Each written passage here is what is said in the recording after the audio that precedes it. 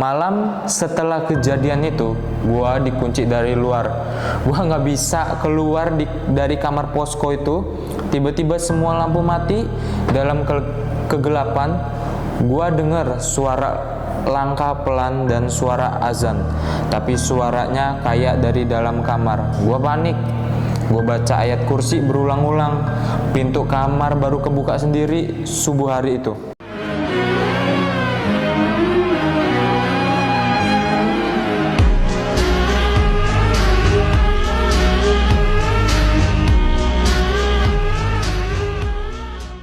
Selamat datang di Bisita, tempat di mana tiap bisikan menyimpan rahasia. Dan setiap cerita bukan sekedar dongeng. Tenangkan pikiranmu, redupkan lampu kamarmu, dan dengarkan, karena malam ini gue bakal bawa lu ke dalam kegelapan yang gak pernah lu duga sebelumnya. Ya, nama gue Dimas, mahasiswa arsitektur semester akhir di Padang. Bulan Agustus 2022, gue ikut program KKN di sebuah desa terpencil bernama Talang Manggu. Sekitar 2 jam dari pusat kota Solok. Malam pertama kami di sana terasa sunyi. Tapi ada satu bangunan yang langsung nyuri perhatian gue.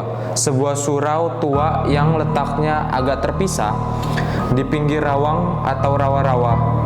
Penduduk desa bilang surau itu udah lama nggak dipakai. Tapi anehnya tiap malam gue selalu dengar suara azan dari situ.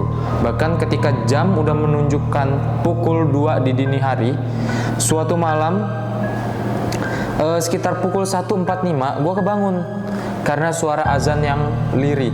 Gue kira ngimpi, tapi makin lama makin jelas. Rasa penasaran ngalahin rasa takut gua keluar dari posko KKN, ngikutin suara itu sambil bawa senter kecil. Pas nyampe depan surau, pintunya kebuka sedikit dan ada bayangan kayak orang lagi duduk sambil ngaji. Tapi waktu gua senterin, wah, itu kosong, gak ada siapapun.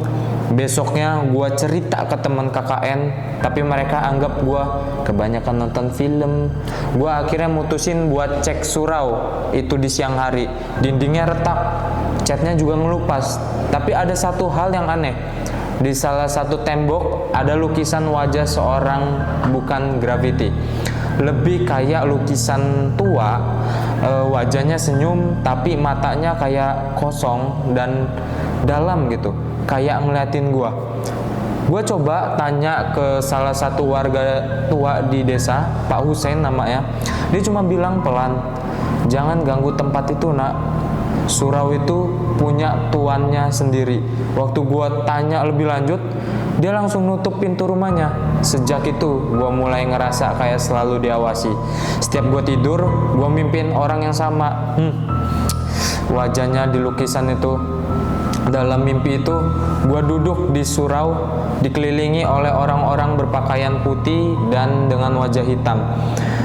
Mereka ngaji, tapi suraunya kayak kebalikan dari suara manusia. Satu dari mereka mendekat dan berbisik, waktumu habis, Dimas. Gua bangun dengan peluh dingin di tangan gua. Ada bekas tanah basah. Gua ajak 2 teman KKN gua buat bantuin gua ngelihat bagian belakang surau. Kami gali sedikit di sana karena ada gundukan aneh. Baru beberapa menit kami nemu tulang. Gila gak lo? Bukan tulang hewan. Gua tahu itu karena bentuknya tengkorak masih utuh dan di sampingnya ada tasbih hitam dengan ukiran nama Imam Malik.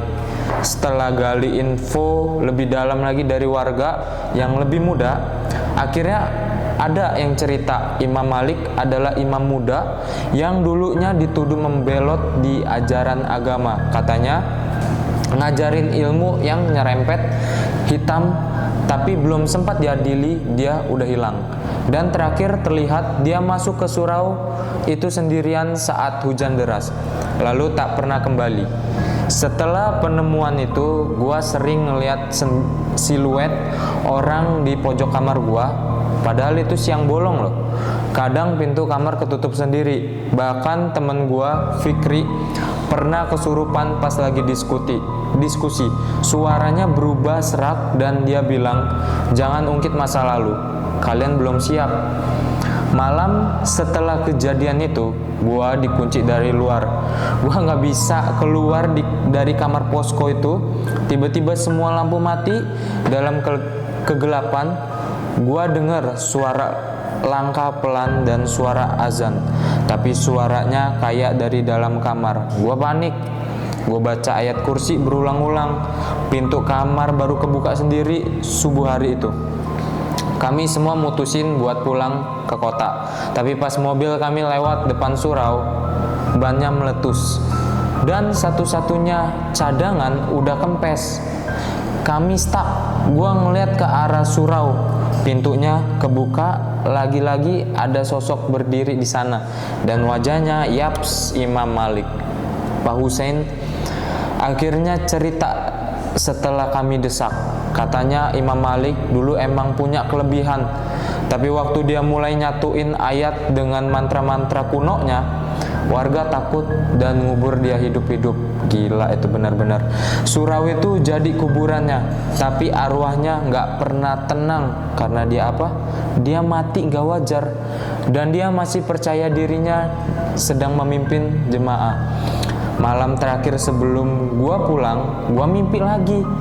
Tapi kali ini Imam Malik duduk tepat di depan gua. Dia bilang, "Kalau lu mau ilmu ini, tinggalin dunia lu sekarang. Tinggal di sini, jadi pengganti gua." Gua kebangun dan sialnya gua udah di surau. Dengan sekuat tenaga, gua bacain semua doa yang gua hafal. Gua tutup mata dan terus baca. Gua kebangun di pagi harinya dengan posisi masih di dalam surau, tapi sekarang suasananya udah berubah. Cerah, surau kosong, dan gua tahu satu hal. Gua berhasil nolak tawaran itu. Tapi nggak semua orang yang seberuntung gua. Sampai sekarang gua masih nyimpen tasbih dari Imam Malik. Kadang gua mimpiin suara itu, kadang suara azan misterius muncul pas gua lagi sendirian. Tapi gua belajar satu hal. Beberapa tempat gak minta dikunjungi dan gak juga minta dibongkar rahasianya. Cukup dihormati aja, karena beberapa jiwa belum sepenuhnya pergi. Dan begitulah kisah Dimas. Dari sebuah desa yang terlupakan, tapi gak semua yang terlupakan bisa dibiarkan. Kadang mereka menunggu lu datang. Kalau lu punya kisah serupa, bisa bisikin ke kolom komentar. Gua tungguin sampai jumpa di cerita selanjutnya.